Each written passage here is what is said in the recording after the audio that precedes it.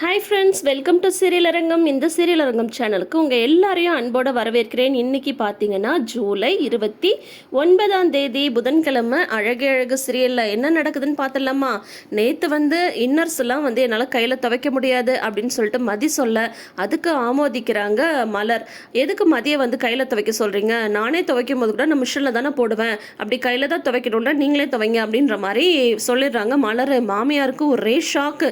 உடனே சுரேஷ்க்கும் பாக்யராஜ்க்கும் கால் பண்ண, பின்னாடியே கால் பண்ணி நீங்களாம் வீட்டுக்கு வராதிங்க அப்படின்னு மலர் சொல்லிடுறாங்கல்ல. இப்போ நைட் ஆயிடுது. உள்ள மாமியார் பஞ்சாயத்து கூட்டுறதுக்கு வெயிட்டிங்ல இருக்காங்க. மலர் என்ன தெரியுங்களா பண்றாங்க? பின்வாசல் வழியா வெயிட் பண்ணிட்டு இருக்காங்க. ஏன்னா அந்த வழியா தான் பாக்யராஜ் வருவாருன்னு சொல்லிட்டு பாக்யராஜ் உள்ள வரதுக்கு முன்னாடியே என்ன பிரச்சனைன்றத சொல்லி ஒரு ஹிண்ட்டை கொடுத்து வச்சிடணும் அப்படின்னு சொல்லிட்டு மலர் பிளான் பண்ணிட்டாங்க. அதனால பாக்யராஜ் வரும்போதே நீயே இங்க நிக்கிற அப்படிங்கும் போது, அதுவா ஒரு முக்கியமான விஷயத்த உங்ககிட்ட முதலே சொல்லணும்னு சொல்லிட்டு தான் நிக்கிறேன் அப்படின்னா, ஆமா ஆமா நானே அதே தான் நினைச்சிட்டு வந்தேன். அம்மா வர மத்தியானம் ஏதோ பிரச்சனைன்னு கால் பண்ணாங்க. நீ என்னன்னா பின்னாடியே கால் பண்ணி அதெல்லாம் ஒன்றும் இல்லை நான் பார்த்துக்கிறேன்னு சொல்லிட்டு, ஆனால் என் மைண்டில் அதே தான் ஓடிட்டு இருந்தது. என்னதான் ஆச்சு வீட்டில் அப்படின்னு சொல்லிட்டு பாக்யராஜ் கேட்க, அதுவா இன்னைக்கு உங்கள் அம்மா ஒரு மூடில் தான் இருந்திருக்காங்க. மதியை எப்படியாவது பழி வாங்கணுன்றதுக்காக அடுத்தடுத்து இன்னைக்கு வேலையாக சொல்லிட்டு இருந்தாங்க. காலையிலேயே மத்தியானத்துக்கான சமையல் மதி தான் செய்யணும்னு சொல்லி சொன்னாங்க. ஸ்பெஷலாக உருண்டை குழம்புலாம் வைக்க சொன்னாங்க. மதியம் சமைச்சா, ஆனால் அது நல்லா இல்லை இது நல்லா இல்லை உப்பு இல்லை அது இல்லைன்னு அதுலேயும் குறைதான் சொன்னாங்க. அதுக்கப்புறம் மத்தியானம் பார்த்தா துணி துவைக்க சொல்லிட்டாங்க. எப்போவுமே துணி பாதி துணி மிஷின்லையும் பாதி துணி கையிலையும் துவைப்போம். ஆனால் இன்னைக்கு உங்கள் அம்மா என்ன தெரியுமா பண்ணாங்க? உங்கள் அப்பாவோட இன்னரை மதிய கையில் துவைக்க சொன்னாங்க அப்படின்னது உடனே பாக்யராஜ் சொன்னாங்க, அது எப்படி என்னோட இன்னரெல்லாம் நானே தானே கையில் தானே துவைச்சிக்கிறேன், நான் தானே துவைக்கிறேன் அப்படின்னு சொல்லிட்டு சொல்லும்போது, அதுதான் இப்போ பிரச்சனையே. ஒன்று அது மிஷின்லையாவது போட விட்டுருக்கணும், மிஷின்லலாம் போடக்கூடாது, கையில் தான் துவைக்கணும், அதுவும் மதி தான் துவைக்கணும் அப்படின்னு சொன்னதும் என்னால் துவைக்க முடியாதுன்னு மதியம் சொல்லிட்டா. நானும் மதிக்கு தான் சப்போர்ட் பண்ணேன். ஆமாம் நான் துவைக்கும் போது கூட மிஷினில் தானே போட சொல்வீங்க, இப்போ எதுக்கு மதிய கையில் துவைக்க சொல்கிறீங்க? மதியெல்லாம் அது கையிலலாம் துவைக்க மாட்டா, அப்படி அவசரம்னா நீங்களே துவைங்க அப்படின்ற மாதிரி நான் சொல்லிட்டேன். அதனால உங்கள் அம்மாவுக்கு பயங்கர காண்டாயிடுச்சு. அதை பற்றி பேசுறதுக்காக தான் உங்களுக்கும் சுரேஷ்க்கும் கால் பண்ணாங்க. நான் பின்னாடியே கால் பண்ணி வர வேணான்னு சொல்லிட்டேன் அப்படின்னதும், அப்போ சுரேஷ் வந்தானா அப்படின்னு சொல்லிட்டு கேட்குறாங்க. உடனே இல்லை சுரேஷ்க்குமே நான் கால் பண்ணி சொல்லிட்டேன், நீ ஒன்றும் பிரச்சனைலாம் இல்லைப்பா, நீ வேலையை பாரு அப்படின்ற மாதிரி சொல்லிட்டேன். இப்போ நீங்கள் உள்ளே வந்ததும் கண்டிப்பாக உங்கள் அம்மா அந்த பிரச்சனையை ஆரம்பிப்பாங்க, புரியுதா? அப்போது நீங்கள் என்ன பண்ணணும், நாங்கள் சொன்னது தான் கரெக்ட் அப்படின்ற மாதிரி பேசணும், புரியுதா அப்படின்னதும், அதுதானே நியாயம் மலர் அப்படின்னதும், ஆமாம் இங்கே மண்டை ஆட்டிட்டு அப்புறம் அங்கே உங்கள் அம்மா கேட்கும் போது என்னை ஏதாவது விட்டு கொடுத்து பேசுனீங்க, அவ்வளோதான், நடக்கிறதே வேற. எது நியாயமோ அதுக்காக பேசுங்க, புரியுதா? அதை முதலே சொல்லி வைக்கணுன்றதுக்காக தான் இப்போ நிப்பாட்டினேன், நீங்கள் போய் அந்த வழியாக வாங்க, நான் உள்ளே போகிறேன் அப்படின்னு சொல்லிட்டு மலர் போயிடுறாங்க. இவளா வந்தா சொல்கிறா போகிறான்ற மாதிரி பாக்யராஜ்க்கு இருக்குது. அதுக்கப்புறம் பாக்யராஜ் வீட்டு சூழ்நிலையை புரிஞ்சுக்கிறாரு. ஏன்னா அவங்க அம்மா டிவியில் சீரியல் ஓடுது, ஆனால் சீரியல் கூட பார்க்கல, மூட் அவுட்டாக இருக்காங்களாம்மா, என்னன்னு சொல்லிட்டு பசங்க கேட்கணும்னு வெயிட்டிங்கில் இருக்காங்க. இதெல்லாம் அன்றாடம் வீட்டில் நடக்கிற விஷயங்கள் தான் இல்லையா? நிறைய வீட்டில் இந்த மாதிரி எல்லாம் நடந்திருக்குங்க. நம்மளுக்கும் மாமியாருக்கும் ஒரு பிரச்சனைன்னு வைங்களேன், மாமியார் முகத்தை தூக்கி வச்சுட்டு வேணும்னே அவங்க பையன் வரும்போது பேசாமல் திருப்பி முகத்தை வச்சுட்டு உக்காந்துட்ருப்பாங்க. அவங்க பையன் என்னன்னு கேட்கணும், இவங்க இப்படி பண்ணிட்டா அப்படி பண்ணிட்டா இதை சொன்னா அதை சொன்னான்னு சொல்லணும் இல்லையா? எல்லார் வீட்லேயும் நடக்கும் இதெல்லாம். இந்த சீரியல் இருக்கே, இந்த சீரியலோட பெரிய ப்ளஸ்ஸே அதுதாங்க.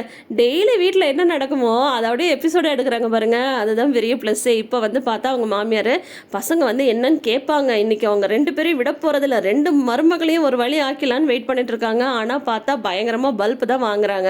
என்னன்னு சொல்லிட்டு பார்த்தா பாக்யராஜ் பாட்டிக்கு போயிட்டு ரெஃப்ரெஷ் ஆகிட்டு அவங்க பாப்பாவோட விளையாடிட்டு இருக்காரு. சுரேஷுமே வராரு. அவர் பாட்டிக்கு சரி அவங்க அப்பா வா சாப்பிடலாம் அப்படின்னு சொன்னதும் எல்லாம் சாப்பிட்றதுக்கு ரெடி ஆயிடுறாங்க. அது வரைக்கும் யாரும் எதுவுமே கேட்கல. அப்புறம் இந்த அம்மா சாப்பிட உட்காடுறாங்க. அப்பயும் தலையை குனிஞ்சிட்டே உட்காந்துட்டு இருக்காங்க. அப்பயும் பார்த்தா பாக்யராஜ் சுரேஷும் ஒண்ணுமே கேட்கல. எல்லாரும் சாப்பிடும்போது இவங்க சாப்பிடாம உட்காந்துட்டு இருக்காங்க. சாப்பிடுங்க அப்படின்னு மலர் சொல்லும்போது, ஆமாம் இந்த வீட்டில் எனக்கு சாப்பாடு ஒன்று தான் குறைச்சல், எனக்கு சாப்பாடு வேண்டாம் அப்படின்றாங்க. ஏன் பசிக்கலையா அவனுக்கு, சாப்பிடு அப்படின்றாரு அவங்க மாமனார். உடனே இந்த வீட்டில் இன்னைக்கு என்னெல்லாம் நடந்தது தெரியுமா? ஏண்டா உனக்கும் உங்கள் ரெண்டு பேருக்கும் நான் ஃபோன் பண்ணி வீட்டில் பிரச்சனையை அடித்து வாங்கன்னு சொல்கிறேன், ரெண்டு பேருமே வரவே இல்லை. இவன் பின்னாடியே ஃபோன் பண்ணி வர வேண்டான்னு சொன்னதும் நீ வராமல் இருந்துட்டியோ, அப்படியே பொண்டாட்டி பேச்சை கேட்டுட்டு அப்படியே வராமல் இருந்துட்ட. சரி வந்தவன் இப்போயாவது என்னாச்சுமா என்ன பிரச்சனை ரெண்டு பேரும் கேட்டிங்களாடா, ரெண்டு பேரும் வாய்வே திறக்காம அவங்கவுங்க பாட்டிக்கு சாப்பிட்டு உட்காந்துட்டு இருக்கீங்க அப்படின்னு சொல்லிட்டு கேட்குறாங்க. சரிம்மா இப்போ கேட்குறேன் என்னாச்சு அப்படின்னு சொல்லும்போது, பாக்யராஜ் வந்து என்ன சொல்லிடுறாங்க, மலர் சொன்னது கரெக்டு தானம்மா அப்படின்னு சொல்லிட்டு சொல்லிடுறாரு டக்குன்ட்டு. உடனே வந்து அவங்க அம்மா சொல்கிறாங்க, ஓ அப்போ ஆல்ரெடி அவள் என்னென்ன விஷயன்றது உங்ககிட்ட சொல்லிட்டா, அதெல்லாம் தெரிஞ்சுக்கிட்டு தான் நீ வந்து எதுவுமே தெரியாத மாதிரி உட்காந்து சாப்பிட்டுட்டு இருக்கியா அப்படின்ட்டு அவங்க அம்மா வந்து சொல்ல, உடனே அது இல்லைம்மா அப்படின்னு சொல்லும்போது சரி என்னதாம்மா நடந்தது அப்படின்னு சுரேஷ் வந்து மறுபடியும் கேட்க, உடனே வந்து இன்னைக்கு உன் பொண்டாட்டி வந்து சமையல் செய்ய சொன்னடா, சமையலே நல்லாவே இல்லை மத்தியானம், அதோட வந்து பார்த்தா துணி துவைக்க சொன்னா துணியெல்லாம் வந்து துவைக்க முடியாதுன்னு சொல்லிட்டா அப்படின்னது, நான் ஒன்றும் அப்படியெல்லாம் சொல்லலை, அதில் இருந்த இன்னர்ஸ் எல்லாம் மட்டும்தான் என்னால் வந்து துவைக்க முடியாதுன்னு சொன்னேன் அப்படின்னு சொல்கிறாங்க. அது யாருதுடா, உங்கள் அப்பாவோடது தானே, அதெல்லாம் வந்து அப்புறம் வேற யார் வந்து துவைப்பாங்க அப்படின்னு சொல்லிட்டு அவங்க மாமியார் வந்து சொல்லும்போது உடனே பாக்யராஜ் வந்து சொல்லிடுறாரு, எங்கள் இன்னர்ஸ் எல்லாம் நாங்களே தானே துவைச்சிக்கிறோம், அப்போ அப்பாவோடது அப்பாவே தானே துவைக்கணும் அப்படின்னதும், ஆமாம் எங்கள் இன்னர்ஸ் எல்லாம் நான் தானே துவைச்சிக்கிறேன், அப்போ அப்பாவோடதுன்னு துவைக்கணும் அப்படின்ற மாதிரி சுரேஷுமே வந்து சொல்லிடுறாரு. உன் பொண்டாட்டி என்ன தெரியுமாடா சொன்னா, உங்களுக்கு அவசியம்னா நீங்களே துவைங்க அப்படின்னு சொல்கிறாடா, இந்த மலரும் அதுக்கு வந்து சப்போர்ட் பண்ணுறா தெரியுமா, அப்போது இந்த வீட்டில் எனக்கு வந்து மரியாதையே இல்லை, நான் சொல்கிறது இவங்கெல்லாம் செய்ய மாட்டாங்க அப்படி தானே, கொஞ்சம் விட்டுருந்தா 2 பேரும் என்னை வந்து அடிச்சிருப்பாங்கடா, 2 பேரும் வந்து ஒன்றா சேர்ந்துட்டு மதியம் பேசினாங்க தெரியுமா அப்படின்னு சொல்லும்போது, அம்மா இந்த பாருங்க இது ஒரு பெரிய விஷயமே கிடையாது, மீதி வேலையெல்லாம் அவங்க செய்ய தானே செய்கிறாங்க, அந்த இன்னர்ஸ் மட்டும் தானே துவைக்க மாட்டேன்னு சொல்கிறாங்க, அது வந்து சரியும் தானம்மா, அவங்கவுங்க இன்னர்ஸும் அவங்கவுங்க தானே துவைச்சிக்கணும் அப்படின்ற மாதிரி பாக்யராஜுமே வந்து சொல்லிடுறாரு. ஓ அப்போ உன் பொண்டாட்டி பேச்சுக்கு நல்லா மண்டையாட்டி பழகிட்டல, அப்போ நான் சொல்கிறதெல்லாம் நீ வந்து கேட்க மாட்டல அப்படின்ற மாதிரி சொல்கிறாங்க. இதில் வந்து பெருசாக சொல்கிறதுக்கோ கேட்குறதுக்கோ ஒன்றுமே இல்லைம்மா அப்படின்ற மாதிரி 2 பேரும் சொல்லிடுறாங்க. செம பல்ப் ஆகிடுது மாமியாருக்கு. மதிக்கும் இவங்களுக்கும் வந்து மலருக்கும் ஒரே ஆச்சரியம், பாக்யராஜா இப்படி பேசினாரு அப்படின்னு சொல்லிட்டு ஒரே ஹாப்பி ஆகிடுது மலருக்கு. அதுக்கப்புறம் பாக்யராஜ் வந்து ரூமில் கலந்து விளையாடிட்டு இருக்காரு. அப்போ வந்து மலர் வந்து பயங்கர ஹாப்பியாக வராங்க. பாக்யராஜ் நீங்களா அது, எனக்கு ஃபஸ்ட் டைமாக வந்து எப்படி சப்போர்ட் பண்ணிட்டீங்க, மனசு வந்து சப்போர்ட் பண்ணி பேசிட்டீங்க, ஆச்சரியமா இருக்கே அப்படின்னு சொல்லும்போது, இல்லை சப்போர்ட் பண்ணுறதுக்குள்ள என்னடி இருக்குது, நீ சொன்ன விஷயம் நியாயமாக தானே இருந்தது அப்படின்னது இருந்தது தான், ஆனால் இதுக்கு முன்னாடி கூட நிறைய விஷயம் நான் நியாயமாக சொல்லியிருப்பேன், என்னதான் நான் சொல்லும்போது சரி சரின்னு சொன்னாலும் நீங்கள் ஆனால் எனக்காக வந்து சபையில் பேசினதே கிடையாது, இன்னைக்கு தானே முதல் தடவையாக பேசிருக்கீங்க, அதை நினைக்கும் போது எனக்கு எப்படி இருக்குது தெரியுமா, ரொம்ப ரொம்ப ஹாப்பியாக இருக்குது, நியாயமான விஷயத்துக்கு பேசலாம் பாக்யராஜ், தப்பே கிடையாது, அப்படியே எனக்கு இப்போ எவ்வளோ சந்தோஷமாக இருக்குது தெரியுமா, பயங்கரமாக ஹாப்பி ஆயிடுறாங்க மலர். ஆனால் மாமியாருக்கு வந்து பார்த்தா இஞ்சி தின்ன மாதிரி ஆகி போயிடுது. அவங்க மாமனாருமே பெருசாக அந்த விஷயத்தை வந்து கண்டுக்கவே இல்லை. ஒன்று அவரோட இன்னர்ஸ் எல்லாம் தனியாக மிஷினில் போடணும், அப்படி இல்லைன்னா கையில் தான் துவைக்கணும்னா அவங்க மாமியார் துவைக்கணும், இல்லைன்னா அவங்க மாமனாரே தான் துவைக்கணும், அப்பாவுக்கு இதெல்லாம் நீ சொல்லவே இல்லையாமான்னு வர கேட்டுறாரு பாக்யராஜ். பயங்கர பல்பாகி போயிடுது. அதுக்கப்புறம் வந்து பார்த்தா மதி வந்து ரூமில் வந்து இருக்காங்க. அப்போ வந்து சுரேஷ் வந்து வராங்க.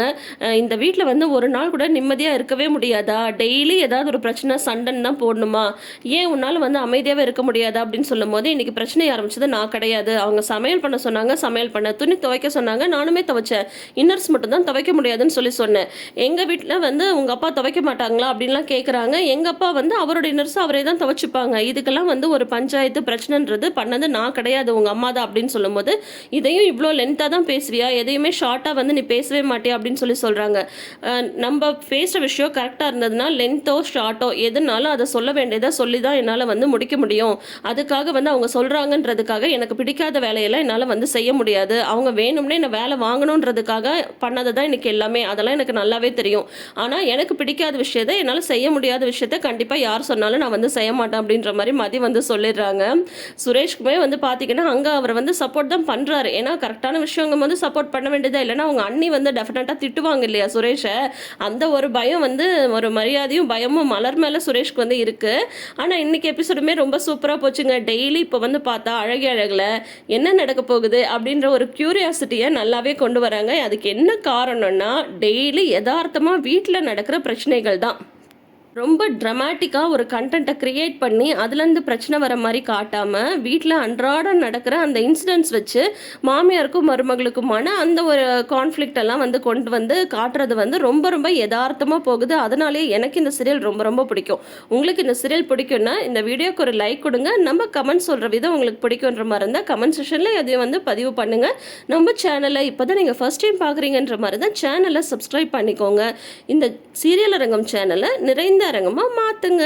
தேங்க்யூ.